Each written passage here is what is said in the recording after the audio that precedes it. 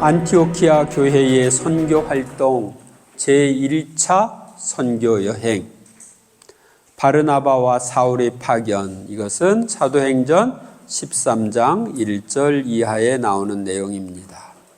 안티오키아 교회에는 예언자들과 교사들이 있었는데 그들은 바르나바, 니게르라고 하는 시메온, 키레네 사람 누키오스, 헤로데 영주의 어린 시절 친구 마나엔, 그리고 사울이었다.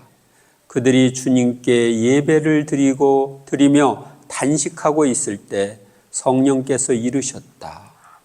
내가 일을 맡기려고 바르나바와 사울을 불렀으니 나를 위하여 그 일을 하게 그 사람들을 따로 세워라. 그래서 그들은 단식하며 기도한 뒤에 두 사람에게 안수하고 나서 떠나 보냈다. 교회의 영혼으로 교회를 이끄시는 분은 성령이십니다. 안티오키아 교회의 예언자들과 교사들이 주님께 예배를 드리며 단식하고 있을 때 성령께서 말씀하셨습니다. 그들은 성령님의 말씀에 순종하여 단식하며 기도한 뒤 선교를 위해 바르나바와 사울에게 안수하고 파견하였습니다. 그러니까 바르나바와 사울은 이때 안수를 통해 선교에 대한 힘을 받는 거예요. 성령께서 파견하신 바르나바와 사울은 셀레우키아로 내려간 다음 거기서 배를 타고 키프로스로 건너갔다. 그들이 온 섬을 가로질러 파포스에 다다랐을 때에 마술사 한 사람을 만났는데 유다인으로서 바르예수라고 하는 거짓 예언자였다.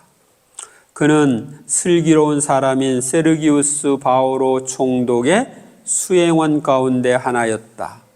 총독은 바르나바와 사울을 불러 하느님의 말씀을 듣기를 원했다. 그러나 그리스 말로 마술사를 뜻하는 그 엘리마스는 총독이 믿지 못하게 막으려고 그들을 반대하고 나섰다. 바르나바와 사울이 키프로스로 건너가서 복음을 전하는데 마술사이며 거짓 예언자인 유다인 바르예수가 총독이 믿지 못하게 방해합니다. 그때 바오로라고 하는 사울이, 여기 바오로라고 나오죠 이제? 바오로라고 하는 사울이 성령으로 가득 차 그를 유심히 보며 말하였다. 온갖 사기와 온갖 기만으로 충만한 자, 악마의 자식, 모든 정의의 원수, 당신은 언제까지 주님의 바른 길을 왜곡시킬 셈이요. 이제 보시오. 주님의 손이 당신 위에 놓여 있어. 당신은 눈이 멀어 한동안 해를 보지 못할 것이요. 그러자 즉시 짙은 어둠이 그를 덮쳐 그는 사방을 더듬거리며 자기 손을 잡아 이끌어줄 사람을 찾았다. 그때 그 광경을 본 총독은 주님의 가르침에 깊은 감동을 받아 믿게 되었다. 그러니까 성령으로 가득 찬 바오로라고도 하는 사울이 말한 대로 눈이 보이지 않게 되는 것을 총독이 보고 깊은 감명을 받아 주님을 믿는 신자가 된 것입니다. 여기 보면 이제 바오로라고 하는 사울, 이렇게 해서 이제 바오로와 사울이 같이 나오잖아요. 이 복음을 전한 것은 그리스 문명권에, 그래서 그리스 문명권에서 그리스적인 언어로는 바오로고, 이 히브리 문명권에서 유대인으로서는 사울이야. 아셨죠? 그런데 이제 여기서부터 이제 바오로로 바뀌는 거예요. 복음 전도자 바오로로. 사울이. 그러니까 사울은 개종하기 이전까지는 사울이야. 개종한 다음에 이제 복음을 전하면서 바오로가 되는 거죠. 피시디아의 안티오키아에서 선교. 이거 이제 바오로 일행은 여기서 바오로로 나오죠. 파포스에서 배를 타고 팜필리아의 페르게로 가고, 요한은 그들과 헤어져 예루살렘으로 돌아갔다. 그들은 페르게에서 더 나아가 피시디아의 안티오키아에 이르러 안식일에 회당에 들어가 앉았다. 율법과 예언서 봉독이 끝나자 회당장들이 그들에게 사람을 보내어 형제들이여 백성을 격려할 말씀이 있으면 해 주십시오 하고 말하였다. 그러자 바오로가 일어나 조용히 하라고 손짓을 한 다음 이렇게 말하였다. 이스라엘인 여러분, 그리고 하느님을 경외하는 여러분, 내 말을 들어보십시오. 그리고 쭉 설교를 했는데 뺐습니다. 그 다음에 이 다윗의 후손 가운데에서 하느님께서는 약속하신 대로 예수님을 구원자로 이스라엘에 보내주셨습니다. 구원자, 메시아로 보내줬다는 거죠. 그들은 사형에 처할 아무런 제목도 찾지 못하였지만 그분을 죽이라고 빌라도에게 요구하였습니다. 그러나 하느님께서는 그분을 죽은 이들 가운데서 다시 일으키셨습니다. 믿는 사람은 누구나 그분 안에서 모든 죄를 벗어나 의롭게 됩니다. 바오로 일행은 피시디아의 안티오키아에 가서 메시아이신 예수님에 관한 복음을 전하였습니다. 그들이 회당에서 나올 때 사람들은 다음 안식일에도 이러한 말씀을 해달라고 청하였다. 그 다음 안식일에는 주님의 말씀을 들으려고 도시 사람들이 거의 다 모여들었다. 그 군중을 보고 유다인들은 시기심으로 가득 차 모독하는 말을 하며 바오로의 말을 반박하였다. 그러나 바오로와 바르나바는 담대히 말하였다. 우리는 하느님의 말씀을 먼저 여러분에게 전해야만 했습니다. 그러나 여러분이 그것을 배척하고 영원한 생명을 받기에 스스로 합당하지 못하다고 판단하니 이제 우리는 다른 민족들에게 돌아섭니다. 시기심으로 가득 찬 유다인들이 모독하는 말을 하며 바오로의 말을 반박하자 바오로와 바르나바는 다른 민족들에게 가게 됩니다. 사실 주님께서 우리에게 이렇게 명령하셨습니다. 땅 끝까지 구원을 가져다 주도록 내가 너를 민족들의 빛으로 세웠다. 다른 민족들은 이 말을 듣고 기뻐하며 주님의 말씀을 찬양하였다.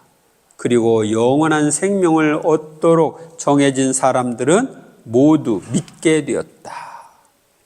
다른 민족들이 복음을 받아들여 주님을 믿게 된 사건이 나오는 것입니다. 그러나 유다인들은 하느님을 섬기는 귀부인들과 그 도시의 유지들을 선동하여 바오로와 바르나바를 박해하게 만들고 그 지방에서 그들을 내쫓았다. 그들은 발의 먼지를 털어버리고 나서 이코니온으로 갔다. 제자들은 기쁨과 성령으로 가득 차 있었다. 유다인들은 사람들을 선동하여 바오로와 바르나바를 박해하게 만들고 그 지방에서 그들을 내쫓았습니다. 그러면 이제 그냥 내쫓겨서 어디로 가냐? 또 다른 지방으로 가는 거예요. 그래서 사도행전 14장 1절 이하에는 이코니온과 리스트라에서 선교한 내용이 나옵니다. 바오로와 바르나바는 이코니온에서도 전과 마찬가지로 유다인들의 회당에 들어가 설교하였다. 그리하여 수많은 유다인과 그리스인이 믿게 되었다. 그러나 믿기를 거부한 유다인들은 다른 민족들을 자극하여 형제들에게 나쁜 감정을 품게 만들었다.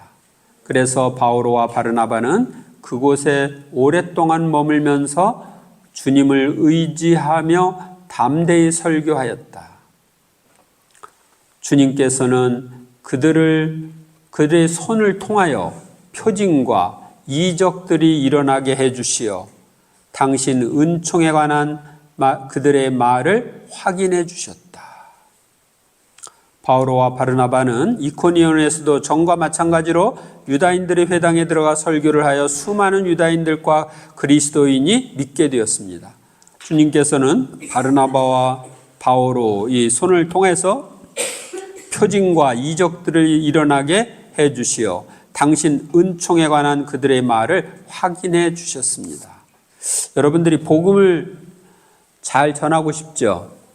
복음이 빨리 전파되는 두 가지 방법이 있어요. 뭘까요? 네. 첫째는 여기 지금 바오로가 보여준 것처럼 그 말이 진짜라는 것을 기적을 통해 보여주는 거예요. 그러니까 표징, 기적, 이적을 통해서 보여주는 거예요. 그래서 사마리아나 지금 여기 이코니온에서 복음이 잘 선포됐죠. 두 번째는 뭘까요? 두 번째는 그 말이 진짜라는 것을 그 사람의 삶을 통해 보여주는 거예요. 그 말씀대로 생활하는 모습을 통해서 보여주는 거예요. 그랬을 때 복음이 빨리 전파됩니다. 그리하여 그 도시 사람들이 둘로 갈라져 한쪽은 유다인들의 편을 들고 다른 쪽은 사도들의 편을 들었다. 그런데 다른 민족 사람들과 유다인들이 저희 지도자들과 더불어 사도들을 괴롭히고 또 돌을 던져 죽이려고 하였다. 바오로와 바르나바는 그 일을 알아채고 니카오니아 지방의 도시 리스트라와 데르베와 그 근방으로 피해 갔다. 그들은 거기서도 복음을 전하였다. 그러니까 바오로와 바르나바는 박해를 피해서 리스트로 가서 복음을 전하였죠. 근데 여기서 또 박해가 일어나. 그러니까 또 다른 곳으로 가는 거예요. 그래서 이 박해는 복음 확산에 도움이 되었습니다. 리스트라에서 선교함. 리스트라에는 두 발을 쓰지 못하는 사람이 하나 있었는데 그는 안전뱅이로 태어나 한 번도 걸어본 적이 없었다. 그가 바오로의 설교를 듣고 있었는데 그를 유심히 바라본 바오로가 그에게 구원받을 만한 믿음이 있음을 알고 두 발로 똑바로 서시오 하고 큰 소리로 말하였다. 그러자 그가 벌떡 일어나 걷기 시작하였다. 그러니까 이 바오로는 계시의 은사를 받은 거예요. 이 지식의 은사로 저 사람이 일어날 수 있다. 예수님을 통해서 구원받을 수 있다. 이것을 알게 된 거죠. 그래서 그런 믿음이 저 사람이 있다는 걸 알고 그렇게 두 발로 똑바로 서라고 큰 소리로 말합니다. 군중은 바오로가 한 일을 보고 니카오니아 말로 목소리를 높여 신들이 사람 모습을 하고 우리에게 내려오셨다 하고 말하였다. 그들은 바르나바를 제우스라고 부르고 바오로를 헤르메스라고 불렀는데 바오로가 주로 말하였기 때문이다. 그들은 이렇게 말하면서 군중이 자기들에게 제물을 바치지 못하도록 겨우 말렸다. 신이 내려왔으니까 제물을 바치려고 하는 거야. 바오로는 안전뱅이로 태어나 한 번도 걸어본 적이 없는 사람을 걷게 하는 기적을 행하였습니다. 바르나바와 바오로는 자신들을 신으로 섬기려는 행위를 겨우 말렸습니다. 그런데 안토키아와 이코니온에서 유다인들이 몰려와 군중을 설득하고 바오로에게 돌을 던졌다. 그리고 그가 죽은 줄로 생각하고 도시 밖으로 끌어내다 버렸다. 그러나 제자들이 둘러싸여 그를 둘러싸자 그는 일어나 도시 안으로 들어갔다. 이튿날 그는 바르나바와 함께 데르베로 떠나갔다. 안티오키아와 이코니온에서 유다인들이 몰려와 군중을 설득하고 바오로에게 돌을 던져서 이제 총 들어서 죽은 줄 알고 갖다 버렸는데 깨어난 거예요. 그러니까 이 만진뱅이를 일으키는 그런 기적이 이루어졌어도 돌 맞을 수 있다.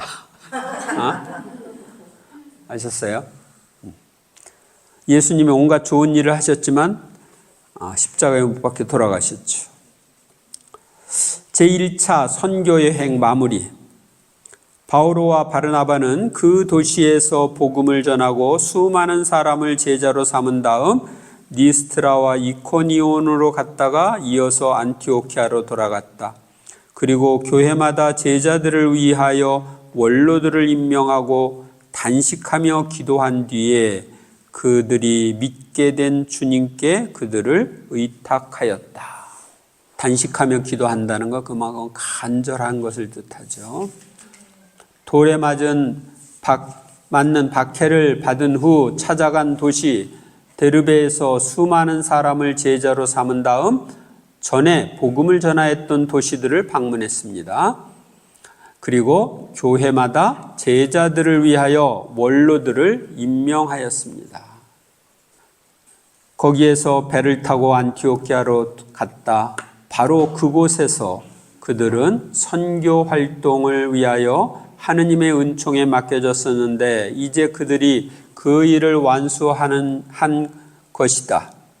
그들은 도착하자마자 교회 신자들을 불러 하느님께서 자기들과 함께 해주신 모든 일과 또 다른 민족들에게 믿음의 문을 열어주신 것을 보고하였다. 바오로와 바르나바는 파견받은 안티옥 교회로 돌아와서 그동안 있었던 선교 여행을 보고합니다. 예루살렘에 열린 사도회의 5번 교회의 문제를 검토하려고 모인 사도회의. 이것은 사도행전 15장 이하에 나오는 내용입니다. 15장 4절 이하를 보겠습니다. 그들은 예루살렘에 도착하여 교회와 사도들과 원로들의 영접을 받고 하느님께서 자기들과 함께 해주신 모든 일을 보고하였다.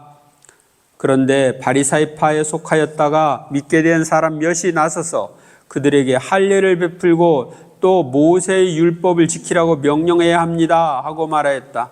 사도들과 원로들은 이 문제를 검토하려고 모였다. 예루살렘에서 열린 사도회의는 예수님을 구원자로 믿게 된 다른 민족들에게도 할례를 베풀고 율법을 지키라고 명령하는 문제를 검토하기 위한 회의였습니다.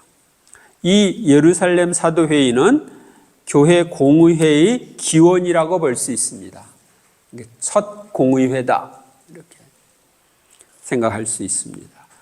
동방 정교회와 로마 가톨릭 교회 모두가 인정한 세계 공의회는 제1차 니케 공의회부터 시작해서 제2차 바티칸 공의회까지 20여 차례 있었습니다. 우리 교회 역사 안에. 사도단의 대표인 베드로가 맺은 결론. 오랜 논란 끝에 베드로가 일어나 그들에게 말하였다. 형제 여러분, 다른 민족들도 내 입을 통하여 복음의 말씀을 들어 믿게 하시려고 하느님께서 일찍이 여러분 가운데 나를 뽑으신 사실을 여러분은 알고 있습니다. 코르넬리우스 집에 있었던 사건이죠. 사람의 마음을 아시는 하느님께서는 우리에게 하신 것처럼 그들에게도 성령을 주시어 그들을 인정해 주셨습니다. 그리고 그들의 믿음으로 그들의 마음을 정화하시어 우리와 그들 사이에 아무런 차별도 두지 않으셨습니다. 그런데 지금 여러분은 왜 우리 조상들도 우리도 다 감당할 수 없던 멍에를 형제들이 목에 씌워 하느님을 시험하는 것입니까? 우리는 그들과 마찬가지로 우리도 주 예수님의 은총으로 구원을 받는다고 믿습니다. 사도단의 대표이며 첫 교황인 베드로 사도가 자신이 로마인인 코르넬리우스 집에서 한 체험을 바탕으로 하여 사도회의에서 검토한 문제에 대한 결론을 냅니다. 오늘날도 교황님이 공의의 문헌에 대해서 찬성해야 그 문헌이 효력을 발생합니다. 사도회의에서 안티오키아로 편지를 보냄. 그때의 사도들과 원로들은 온 교회와 더불어 자기들 가운데서 사람들을 뽑아 바오로와 바르나바와 함께 안티오키아에 보내기로 결정하였다. 뽑힌 사람들은 형제들 가운데 지도자인 바르사바스라고 하는 유다와 실라스였다. 그들 편에 이러한 편지를 보냈다. 여러분의 형제인 사도들과 원로들이 안티오키아와 시리아와 킬리키아에 있는 다른 민족 출신 형제들에게 인사합니다. 성령과 우리는 다음의 몇 가지 필수 사항 외에는 여러분에게 다른 짐을 지우지 않기로 결정하였습니다. 곧 우상에게 바쳤던 제물과 피와 목졸라 죽인 짐승의 고기와 불륜을 멀리 하라는 것입니다. 여러분이 이것들만 삼가면 올바로 사는 것입니다. 안녕히 계십시오. 공동체는 편지를 읽고 그 격려 말씀에 기뻐하였다. 그러니까 할례를 받는 것은 안 받아도 된다. 근데 이 우상에게 바쳤던 제물을 먹지 말라. 이것은 그러다 보면 우상 숭배 쪽으로 빠지고 우상 뒤에는 악령들이 있거든요. 그래서 신앙이 흔들릴 문제가 있죠. 그래서 먹지 말라고 그랬고, 피는 왜 먹지 말라고 그랬냐? 이스라엘 백성들이 피는 생명이라고 생각했어요. 그래서 피는 이렇게 흘려보내고 고기를 먹었어. 근데 이제 이것이 이제 다른 면에서 보면 동물을 죽일 때 독이 나온다고 그래요. 근데 그 피 속에 있는 것이니까 그걸 다 흘려보내고 이렇게 먹는 거죠. 목졸라 죽인 짐승의 고기도 먹지 말라. 그래서 옛날에 우리가 개고기 먹을 때, 개 잡을 때 목졸라 잡았는데 이것도 먹지 말아야 되냐? 이런 얘기들이 있었습니다. 그런데 우리가 부당하게 죽은 짐승들, 그런 짐승들을 먹지 말라고 하는 뜻으로 이해하면 되겠습니다. 아마 올가미 같은 거 가지고 목이 졸려서 죽은 그런 짐승들이 있지 않았을까 싶습니다. 불륜을 멀리하라는 것은 당연한 거고요. 그리고 이제 예루살렘의 모 교회는 사도회의 결정 사항을 신자가 된 다른 민족 형제들에게 보냅니다. 그래가지고 결국은 교회가 안정을 찾고 이제 이방인들도 자유롭게 교회 안에 들어옵니다. 할례를 안 받아도 되니까. 그러니까 할례를 받는 건 유대인들만 받는 거예요. 새로 알게 되었거나 마음에 다가온 내용을 묵상하며 기도하십시오. 영광이 성부와 성자와 성령께 성부와 성자와 성령의 이름으로 아멘.